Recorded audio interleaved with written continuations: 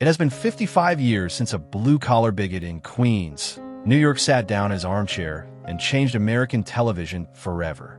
But behind the laugh track and the arguments, one of the four main stars is gone. One lost his son to a tragedy so devastating he spent the rest of his life fighting the law to fix it.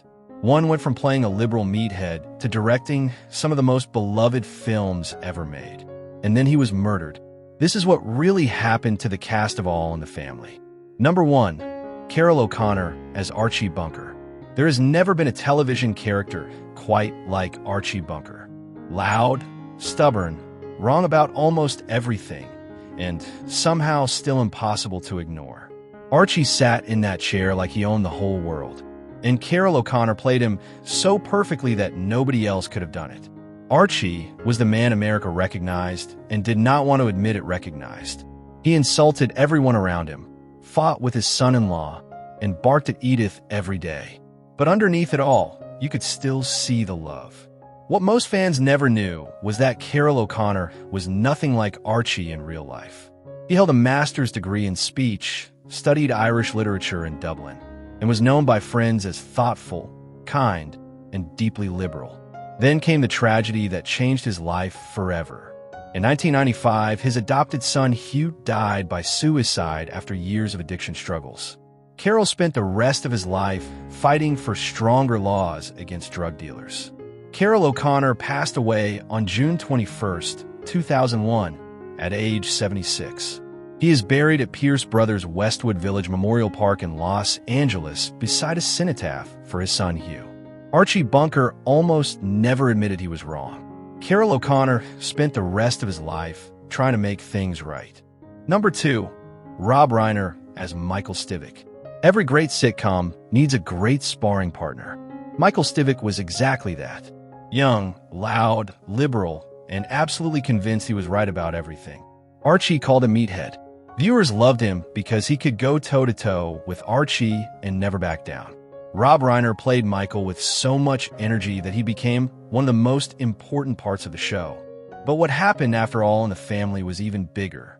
While Archie stayed in Queens, Meathead went to Hollywood.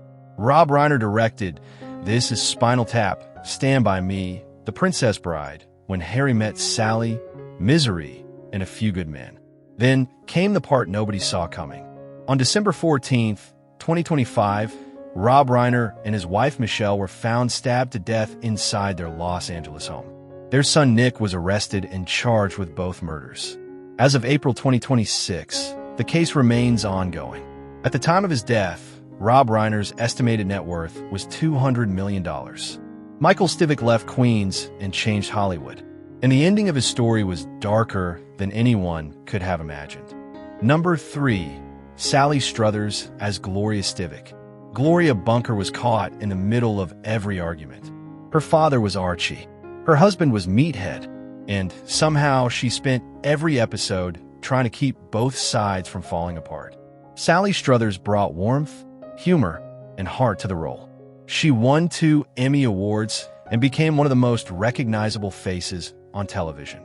But behind the scenes, things were not always easy. Norman Lear once told Sally that he had only cast her because she had blue eyes and a round face. Sally later spent thousands of dollars trying to leave the show after season 5. She lost. After All in the Family, Sally devoted years of her life to charity work through the Christian Children's Fund. She raised money for children in need around the world, even while dealing with jokes and criticism. As of 2026, Sally Struthers is 78 years old and still acting. She appears in the Netflix series A Man on the Inside and is now the last surviving member of the 4 main cast. Gloria always fought for the people she loved. Sally Struthers never stopped doing the same. Number 4. Jean Stapleton as Edith Bunker.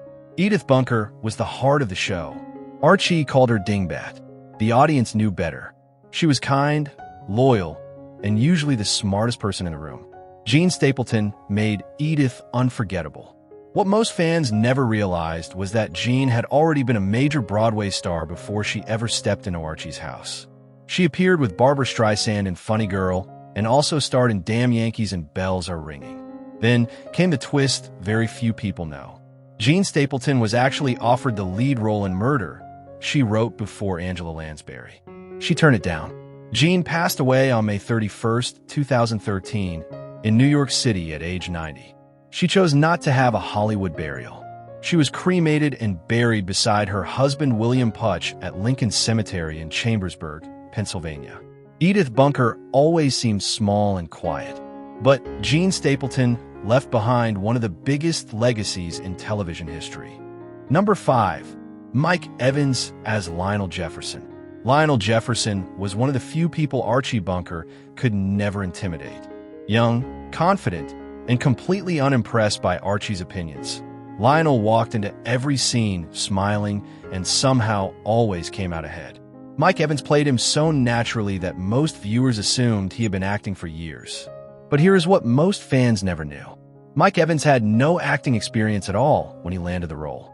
He was still a student at Los Angeles City College when producers discovered him. And then he quietly did something even bigger. Behind the scenes, Mike co-created Good Times, one of the first major sitcoms built around a black family. Millions of people watched the show without ever realizing Lionel Jefferson helped create it. Mike Evans passed away on December 14, 2006, from throat cancer at age 57. His death was not publicly announced until a week later. Lionel Jefferson smiled through Archie's worst moments. The man who played him deserved far more credit than he ever received. Number 6. Isabel Sanford as Louise Jefferson. Louise Jefferson was the warmth at the center of the neighborhood. She was patient, sharp, and one of the only people who could challenge Archie Bunker without ever losing her dignity. Isabel Sanford played her with such grace that viewers instantly loved her. What most people never knew was how difficult her life had been before television.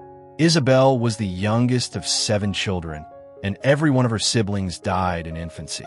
Her mother tried to stop her from becoming an actress, telling her show business was not a respectable life. Isabel ignored the warnings. She worked regular jobs, performed secretly at the Apollo Theater, and slowly built a career. In 1981, she became the first African-American woman to win the Emmy Award for Outstanding Lead Actress in a Comedy Series.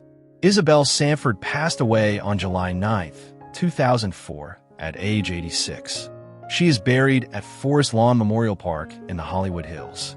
Louise Jefferson made success look easy. Isabel Sanford had to fight for every step. Number 7. Sherman Hemsley as George Jefferson. George Jefferson was one of the only men Archie Bunker could never truly overpower. He was stubborn, loud, quick with an insult, and just as opinionated as Archie himself. Whenever the two men were together, sparks flew instantly. Sherman Hemsley played George Jefferson so perfectly that the character became bigger than all in the family itself. George was so popular that he eventually got his own hit series, The Jeffersons, which ran for 11 seasons and made Sherman one of the most recognizable stars on television. But what many viewers never knew was that Sherman did not start acting until later in life. Before television, he served in the United States Air Force and worked for the post office in Philadelphia.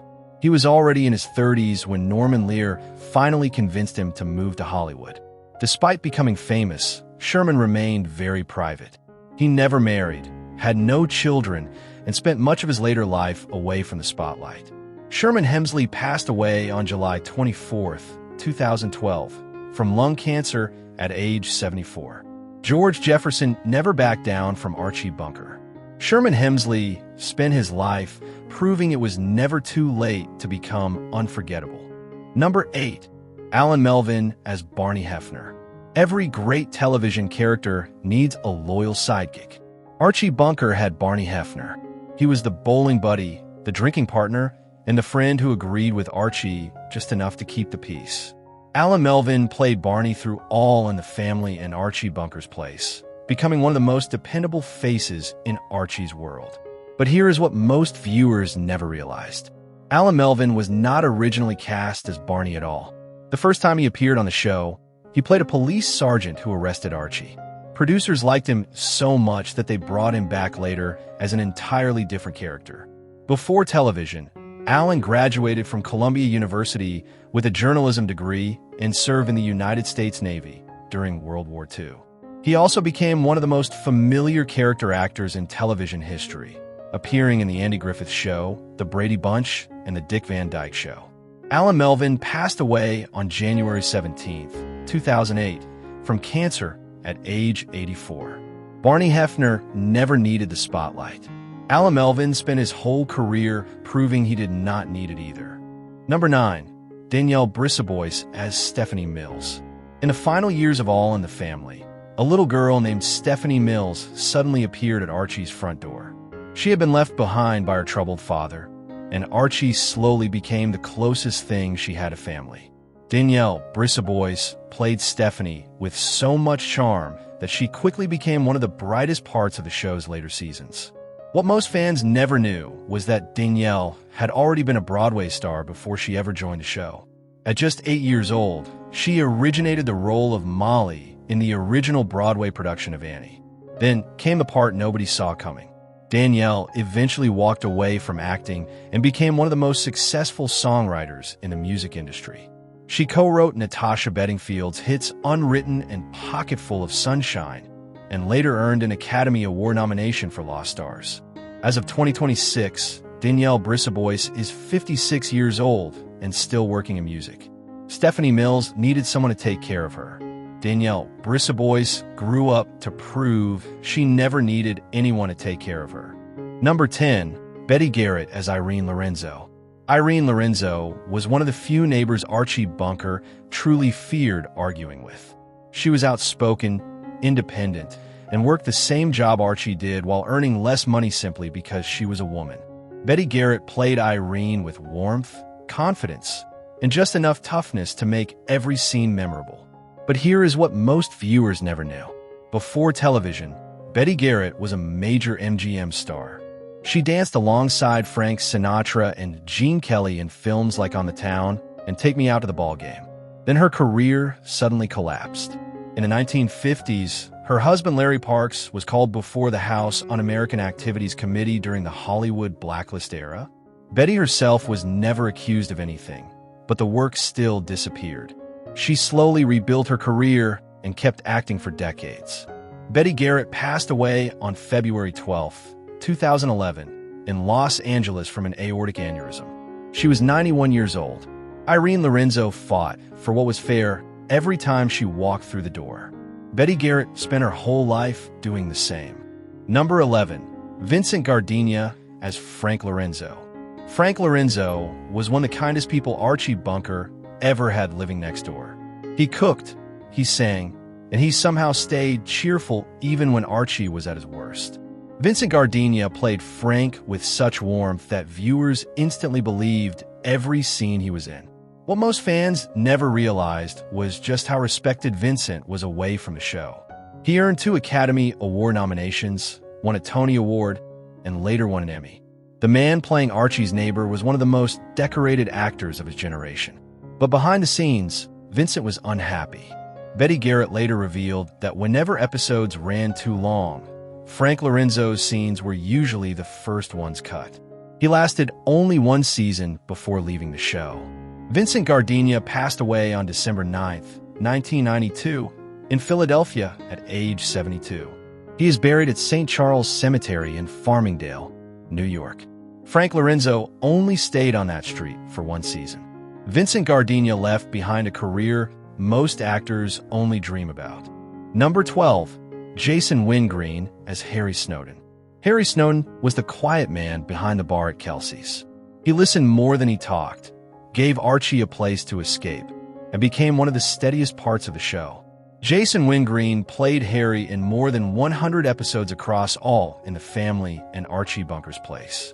But here's the part that shocks people. Jason Wingreen was also the original voice of Boba Fett in The Empire Strikes Back. Those famous lines that introduced one of the most iconic characters in movie history came from Harry the bartender. He received no screen credit for the role, no major recognition, and years later his voice was quietly replaced in newer versions of the film. Jason Wingreen passed away on Christmas Day, 2015, at age 95. All in the Family ran 9 seasons, won 22 Emmys, and changed American television forever. Most of this cast is gone now, but reruns still play every night, and new people still find this show and fall in love with it. If this video meant something to you, hit subscribe right now. Every week we cover the real stories behind the cast you grew up with. Subscribe, and we will see you in the next one.